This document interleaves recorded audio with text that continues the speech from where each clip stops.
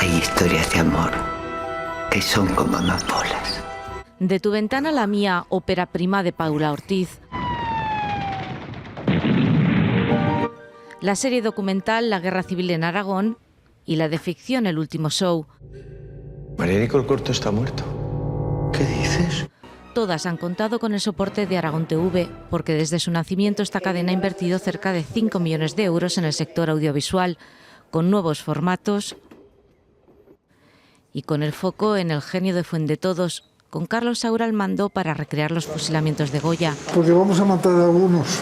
También muy presente su cabezón, que ha dado muchas alegrías a los profesionales aragoneses.